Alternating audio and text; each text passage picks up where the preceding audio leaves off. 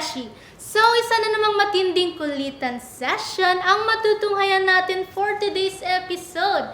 Sa balita ko, yung guest natin for today ay President ng University of Northern Philippines Dangay Saririt Vocal Ensemble. O yan, bigatin ano? Tapos magaling din siyang makipag-compete sa vocal duet competitions. At magaling rin siya sa aktingan. Kaya ano pang hinihintay natin mga kabeshi? Huwag na tayong magpatumpik-tumpik pa at samahan niyo akong simulan ang nag-iisang youth-oriented show na Rise Up, Bigyenyo.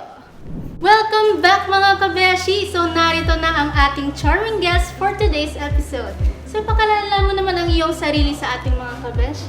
Hello mga kabeshi, this is Ezon Glenn Torda, the son of Mr. and Mrs. Domingo and Normaline Torda from Santo Domingo, Ilocos, 22 years old, and finally, a graduating communication student from the University of Northern Philippines po.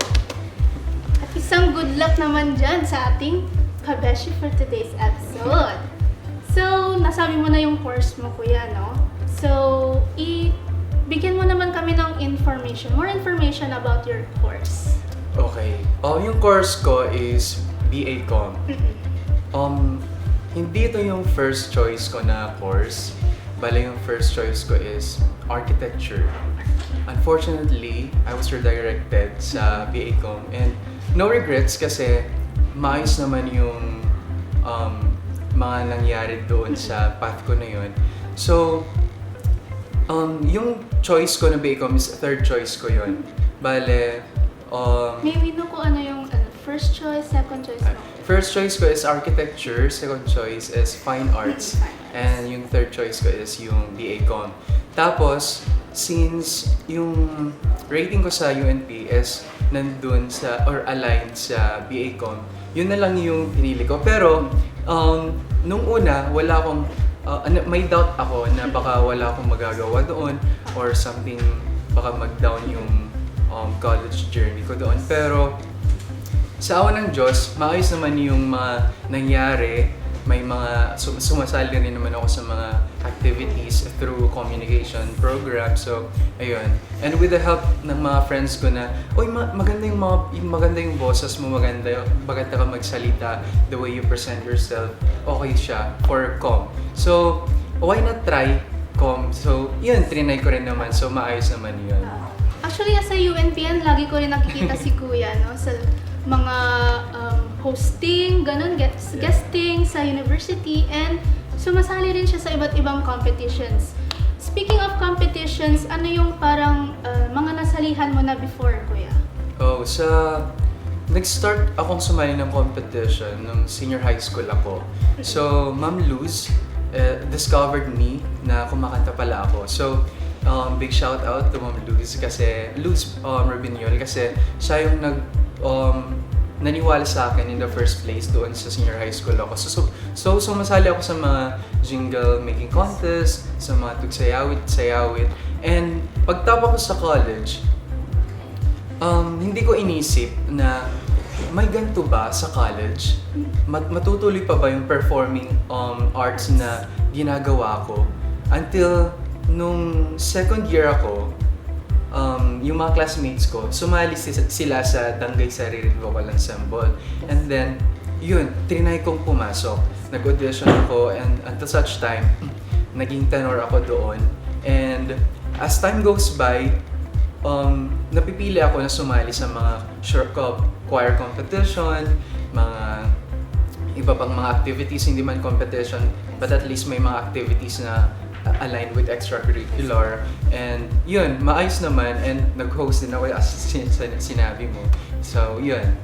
And yung last na competition na sinalihan ko is sa Iloilo. It's a National Culture and Arts Festival. Palakpakan naman natin. Yung event po namin is vocal duet together with my partner Razel and Talavera. So hindi man kami pinalad, at least nakatapa kami sa national. It's my first and last national actually. So I'm so grateful na nabigyan kami ng opportunity to perform sa national level.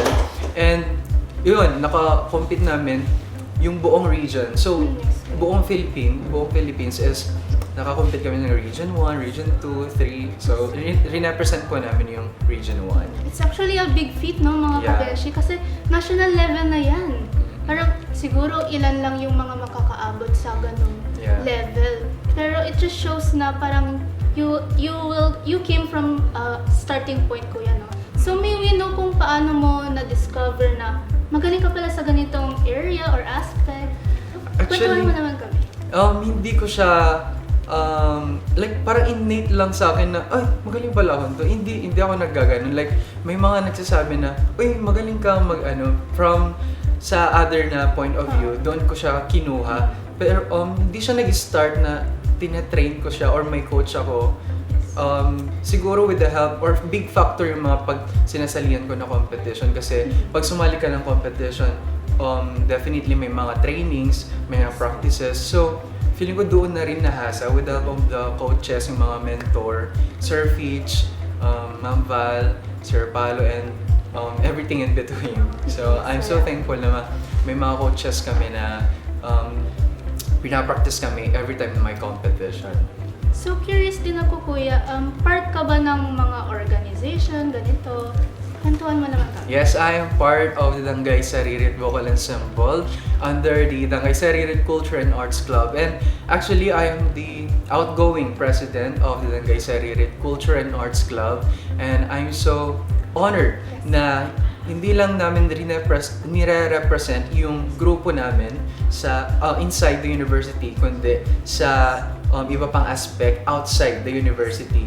And last Ilocos Festival, Yes. yung Dangay Saririt, nirepresent din yung vegan sa street dance, di ba? And fortunately, nanalo yung Dangay Saririt representing vegan and UNP. So, yan. Part din ako ng publication, ng newscast publication. First year, I was a staff writer, news writer. Second year, broadcaster or reporter. Tapos yung third year and fourth year, I am the media head. So parang ang daming roles. Very versatile si Kuya Ijen, ano? Hindi lang siya vocalist, kundi parang isang writer na rin at lahat-lahat na. Hindi naman. Ayan, so Kuya, sumali ka rin daw sa Gen Zarzuela. And kwentuhan mo naman kami tungkol dito. Yung Gen Zarzuela, actually, first time kong makikompete na ganun kalawak. Or it's my first time actually na makikompete ng Zarzuela. Provincial. So, dito sa province of Ilocos Sur. So, yung yung Gen Zarzuela is buong prod nito is communication. Yes, kuya. However, hindi kami pare-pareho ng schedule. So, 1 week is doon lang kami as in nag-full blow na nag-practice. And a day before the competition, doon kami nag-overtime kasi gabi lang yung free time namin. Practice kami sa Nagsangalan and yun, hindi namin in-expect na kami yung mananalo na third place kasi may aminin natin maraming magagaling. Oo, kuya. Maraming mga nag-musical, modern type, and it's okay lang kasi at least na-represent din namin yung program namin, na-express namin yung mga story na dapat namin ipahatid. And yung pinortray ko doon is si Pablo. I'm the Pablo there. And yung part ko doon is ako yung abusive na stepfather ni Red. So, ayun. So, paano nakatulong sa career path mo yung parang role mo dito sa particular na ginawa ninyo? Nakatulong siya or what do you mean na part? Parang paano nag-contribute sa skills mo or paano na-hone yung acting skills mo or communication skills dito sa ginawa ninyo, kuya? Nakatulong siya sa,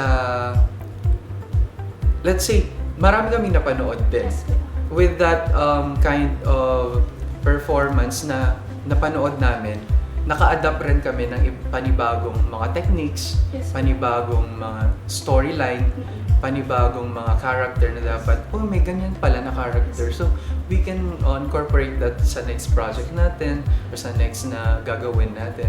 Yung mga ganun, for at least lang, for the improvement and betterment ng mga gagawin namin for the next project. Parang sa mga initiative na ganito, no, parang hindi lang siya nag-i-incite ng sense of competition, kundi parang inspiration na rin for other competitors, ano? So, sa journey ng buhay mo ngayon, Kuya, ano sa tingin mo ang mga pinaka-difficult or downs sa buhay mo? Pwede mo bang i-share sa amin if you're comfortable? Okay. Since nasabi mo muna, marami akong ginagawa, yun na yung problem. Kasi may mga time na may mga days na mahirap i-juggle yung Yes. academics, extracurricular activities, and organization. So, may mga oras na, hala baka hindi ko na to mahabol. Hala baka hindi ko na ma-manage yung mga time ko. Baka hindi ko na kayang maka-cope with my academics. Parang ganun. Pero, with the help of my passion, yung mga mission ko, the way, kung bakit ako na pumasok sa isang organization or sa kaanuman, pumapasok dito yung pagiging dedicated ko na isang tao na Yes. dapat matapos ko to.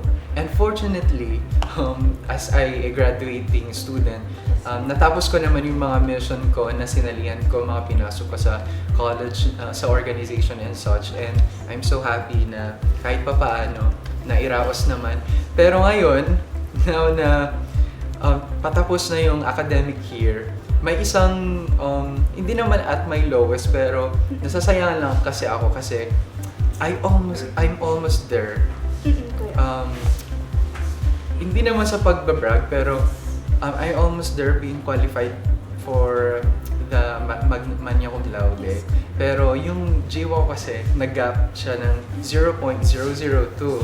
So, na-hurt talaga ako. Masakit yung damdamin ko kasi 0.002 close to magna cum laude. Yung grade ko kasi 1.502. Eh yung magna cum laude is 1.500.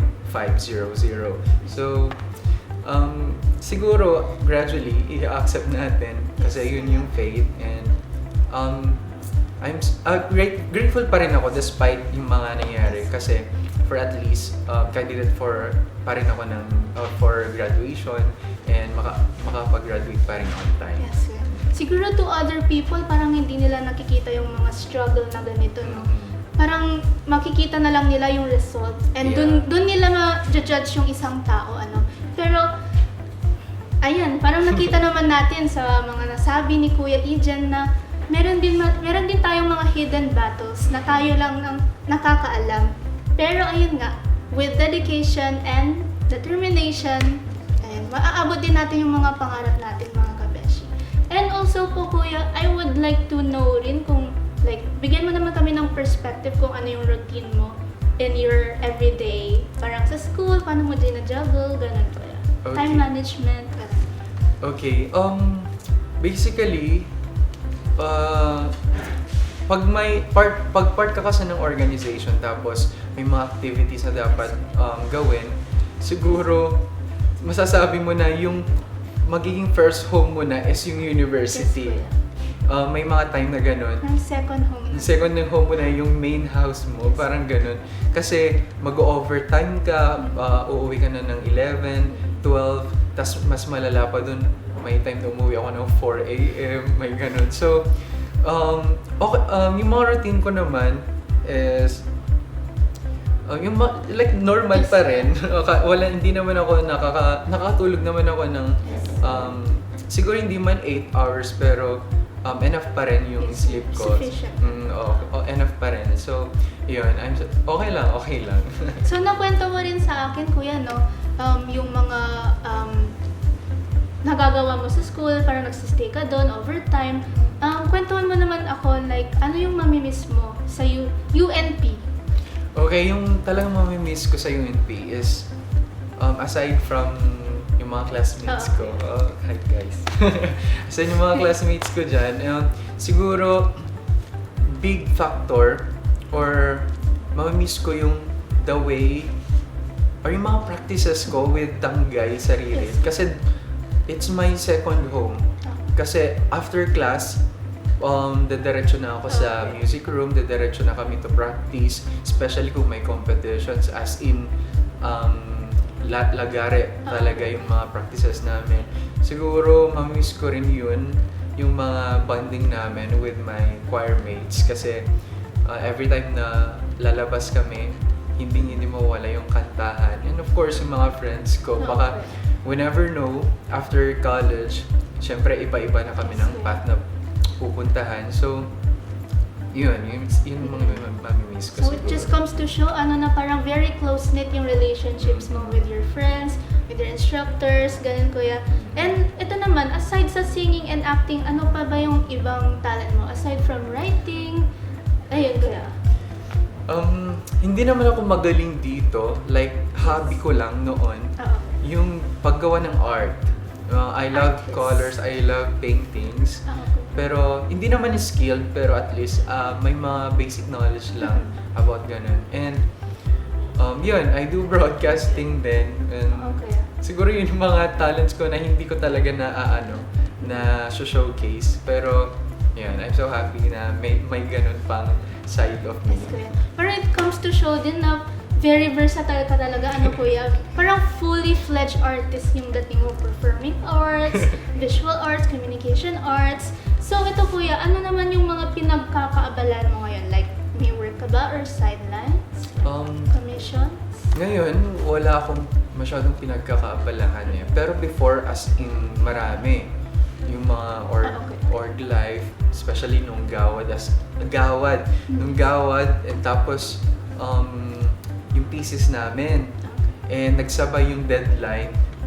Kinabukasan kasi, deadline na ng gawad. Tapos kinabukasan rin is title defense defense na namin sa thesis. So, I'm so thankful na yung mga kasama ko sa thesis is inalaw nila akong mag-work sa org kasi deadline na yun eh. Gumagawa kami ng AR. So yun yung mga normal na pinagkaabalahan ko naman before. And then yung kung hindi yung activities, mga orgs na talaga, orgs and other activities na extra na lang sa ACADS. Ganun. So makikita rin sa experience mo kuya na kahit meron kang mga challenges, nandyan pa rin yung mga friends mo to back you up, ganun. So ito naman kuya, are you into sports? No, I'm not into sports. Pero I play chess, Yes. badminton, Board volleyball, games. yung ganun. Yung noong Yes. pa ako, maliit na bata, ganun. Yeah. Kapag may free time ka naman kuya, ano yung usually na ginagawa mo? Like hobbies, ganun? Ito yung gusto kong malaman nila na I love being alone. Gusto kong mag-stroll sa dagat na Yes, nagmamotor na ako lang mag-isa. Pero kung gano'n, may mga nakakasama rin if ever. Tapos, free time ko rin is may pet akong fish. So, yun. Ano yung pangalan niya kuya? Marami kasi sila, maraming fish yun. Yung mga mollies and guppies nandun lang sa house ko. Gusto ko mag-alaga. Especially betta fish, mga ganun. So, yun lang. Wala namang masyadong big deal na pinagkakabalahan. Pero yung mga ganun-ganun lang. Siguro to other people, parang magiging contradiction din sa atin yun, Yeah. Parang sa kanila, yung tingin nila sa atin, parang very sociable, very high yung energy, and communication student. Pero meron din yung times na parang gusto rin nating magkaroon ng me time. Yeah. Oo, parang bigyan din ng sarili yung, bigyan din ng time ng mga sarili natin, kuya. Yes. So, ito naman kuya, ayun. So, nasagutan na lahat yung mga questions natin mga kabeshi. At dahil natapos na natin ang actual interview with Kuya Ejen at marami na tayong natutunang lessons from him, huwag mo na kayong lilipat ng channel dahil magbabalik ang Rise Up, Bigenyo! Welcome back mga kabeshi! Nandito na tayo sa pinaka-inaabangang segment na Rise Up, Rise Hot. So, ready ka na ba, Kuya Yes, Ejen? I'm ready. So, ito ang first question mo. Kung papipiliin ka, mas pipiliin mo ba ang maging pitch perfect or perfect relationship? Hala. Gusto ko na lang Hot seat. syempre, perfect relationship. Perfect relationship, not just to your syempre partner, but also to your friends, families, and nasa paligid sa'yo. At speaking of, meron ka bang parang loved one ngayon? Are you seeing someone? I'm single at the moment. Single na siya, Yes guys. po. So, ito naman yung next question mo, kuya. Naranasan mo na din bang malimutan ang lyrics sa kalagitnaan ng kanta? Yes! Sa competition namin doon sa sa university doon with Razel, muntik kong makalimutan, buti na lang sinanyasan ako ni Razel. So, ganun. Okay. Anong kanta? Yung Summer Noipi, di ko na maalala yung first word Pero kasi. meron ata ako nun dyan, kuya. Oo, meron. Yun, muntik ko na makalimutan. Buti na ano ko pa rin. So, meron talagang times na makakalimutan talaga natin Mental block. Magkakaroon tayo ng mental block. Pero, okay lang yan mga kabeshi kasi parang experience din natin Yeah. yan, ano. So, ito kuya, next question. Kapag kumakanta ka sa shower ng high note, sino sa tingin mo ang mas malakas? Yung boses mo o yung tunog ng gripo? Boses ng mama at papa ko kasi pinapatigil nila ako. Kasi pag gabi na, syempre, gabi na ako maliligo pag after school. Hay! Ganun siya. Marami yung natutulog, ganun. Mas malakas talaga yung boses nila. Oo. Ito naman kuya, kumakain ka ba ng pansit? Sabi nila ang pansit daw ay pampahaba ng buhay. Pero, bakit dito nire-reseta ng doktor? Siyempre, scientifically saying, hindi talaga siya kaya. Pero, kumakain ako ng pansit. Favorite ko yung pansit. Especially kung bagong luto. And may mga juicy pa na part. Pansit o carbonara? Pansit. Ito naman kuya, anong mas masakit? Mahulog sa hagdan o mahulog ang loob niya sa iba? Aray ko! Mahulog sa hagdan, physically, mapafracture ka dun. Pero natry mo na bang mahulog? Natry mo na bang maano yung loob niya sa iba? Yes. Siguro, oo naman, syempre. Ano naman yung experience mo doon? How did it feel? Masakit, syempre. Masakit naman siya, pero wala tayong magagawa. Don't force someone na kung ayaw Tama sa'yo, nga. ayaw sa'yo. Ganun. May mga iba pang mga fish sa water na dapat... There's a lot of fish in the ocean. Oh, yes. Ganun. So ito kuya, kung ikaw ay napadpad sa isang isla at wala kang kasama, ang tanong, paano ka napadpad doon? Tanong ko rin sa'yo, paano mo napadpad doon? Hindi ko rin alam. There's a lot of fish in the Oo. ocean daw. Paano ka na napadpad doon? Ay, baka may mga mermaid doon na ano. Asa kuya, sa kantang Bahay Kubo, anong unang prutas ang nabanggit? Bahay Kubo. Kamatis? Kamatis. Kamatis ba? Bahay Kubo, kahit Hindi madilim nga lang. naman doon ay sari-sari. Kumanta siya. Singkamas. Singkamas? Singkamas. Kumanta siya. So ito kuya, nung namatay ang tatay, kumanta ang nanay. Nung namatay ang nanay, kumanta ang anak. Ang tanong, sino ang kumanta ng anak? Freddy Aguilar. Sige nga, sample kuya, sample. Saan mo yun? Nangisilang ka sa mundo ito. Kintuwa ng magulang. Yeah. Ito naman kuya. Dahil kumanta tayo kanina, no? Fill in the blank. Bawal ang tamang sagot. Okay. Ito. Bahay namin maliit lamang. Pero. Wala! Ulit. Isa pa. Bahay namin maliit lamang. Pero. Walang kumahuli ko alam. Wala. I-feel mo lang kuya. Okay. Bahay namin maliit lang. Pero. Walang kapitbahay. Wala kaming kapitbahay. Ano naman sir, ano yung tamang sagot doon? Hindi. Bawal ka tamang sagot. Ayun, bawal lang ang tamang sagot mga kabeshi. Ito naman next. Meron na rin sinta, buko ng Kamatis. kamatis! Meron nang nadagdag sa bahay kubo no guys. So ayun. Wala na tayong mga katanungan, Yeah. unfortunately. Pero ito kuya, may question ako. Okay. So, since graduating student ka na, parang exiting ka na, di ba? Sa University of Northern Philippines, ano That's naman ang right. masasabi mo sa mga incoming students, mga freshies, na parang naghahanap ng direction sa buhay, ano? Para sa susunod nilang tatahaking journey. Okay. Sa mga naghahanap ng direction sa buhay, sa college, huwag kayong matakot na ma-redirect kagaya ko. Kasi malay mo may purpose si God kung bakit ka na-redirect. And of course, generally speaking, don't pressure yourself. Kasi kung merong mga ganyan na may mga struggle na paparating or nagda-doubt ka or may hesitation ka na darating sa college, it's okay. Kasi part yan ng buhay, part yan ng pagiging estudyante. Huwag ka lang susuko, just take your time, take it easy, and trust kung ano yung ibibigay ni Lord sa'yo na plano. Kasi kung wala kang dedikasyon or kung hindi mo pinaniniwalaan yung sarili mo, hindi mag-work yung para sa'yo, hindi mag-work kung saan ka darating.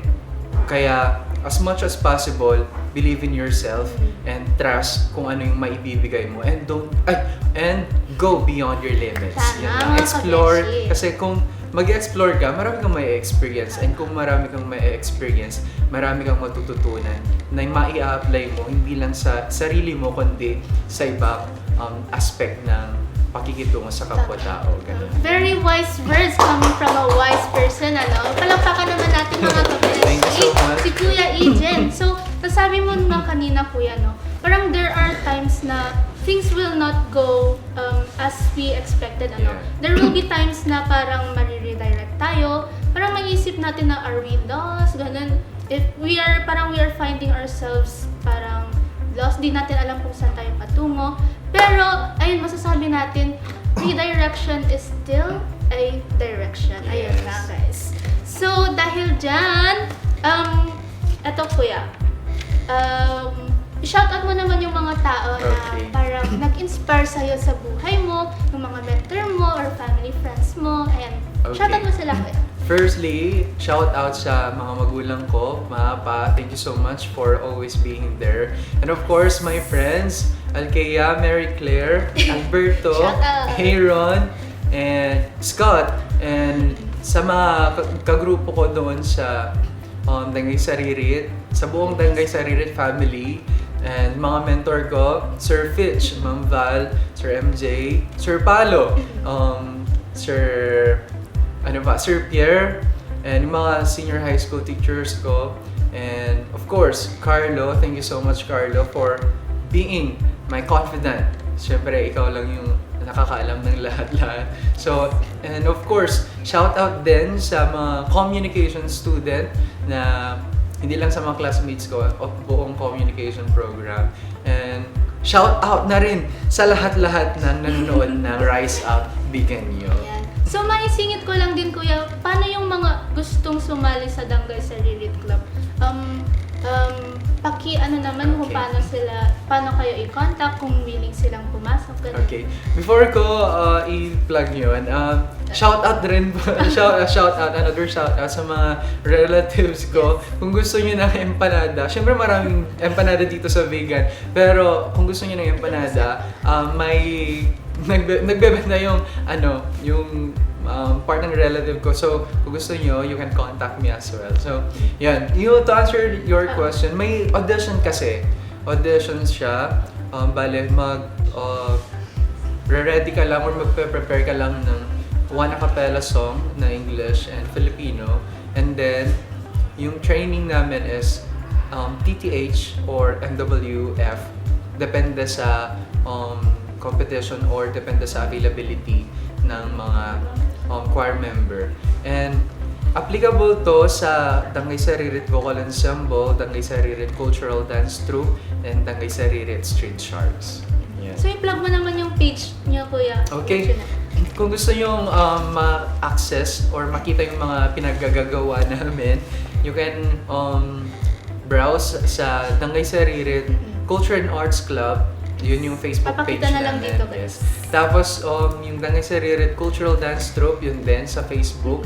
And yung Dangay Saririt Vocal Ensemble, doon din sa Facebook. I-plug mo rin yung ano mo, Kuya FB. Okay, kung gusto niyo, kung may queries kayo or kung may negotiable na gusto nyong pag-usapan, you can contact me sa aking Facebook account, Ezon Glenn Torda. And sa IG, it's at JEN with 8 G's. Jeng. Follow nyo, guys. JENGGGGG 8 G's yun. Yung mga ganun.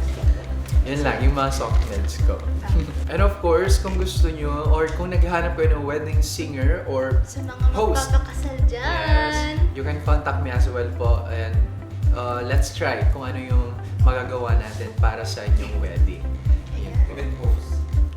Yun, Shoutout mo event rin yung host. family mo, Kuya, your friends. Yes, shout out din sa mga family ko, mga pa, thank you so much po. And sa kapatid ko dyan, na nagpa-practice din for street dance, good luck. luck. Sa mga friends ko, Alkea, Mary Claire, and Alberto, Aaron, and Scott, and sa lahat, mga Sir Fitch, may mentor, Ma'am Val, Sir Pierre, Sir MJ, Sir Palo, sa lahat ng Department of Physical Education, mga coach namin yan. Thank you so much po. Kay Carlo, thank you so much Carlo for being my confidant. Alam mo na yun, you know the rest. Thank you so much. And sa mga BA-Com program, mga classmates ko, happy graduation sa atin.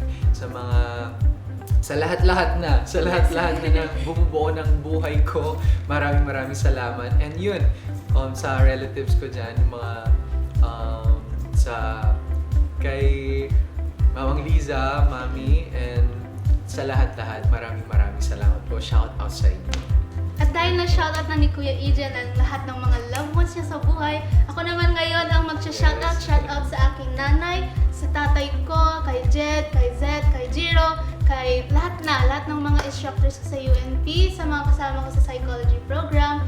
Thank you so much and shoutout sa inyo. At dahil na-shoutout naman na natin lahat ng mga loved ones Yes. natin, shoutout naman natin ang ating sariling page. Yan, follow nyo guys, Rise Up Bigenyo, and also try to subscribe sa aming channel na Rise Up Bigenyo rin, and don't forget to click the share button and the notification bell. Ayan. Big thanks din sa ating mayor na si Mayor Randy Singson, and to our Vice Mayor Attorney Glendale Benzon, and to our 9 city councilors, and sa ating TV production. Ayan, sa ating Rise Up Bigenyo team production. Ayan. Thank you so much for making this episode happen. At dito lang yan sa nag-iisang youth-oriented show na Rise Up Bigenyo. Ayan, get well soon din sa ating dalawang kakulitan na wala ngayon sa ating episode. Ayan, magpagaling kayo guys para naman may kasama ulit tayo dito sa ating show. At take 2, dito lang yan sa nag-iisang youth-oriented show na Rise Up Bigenyo.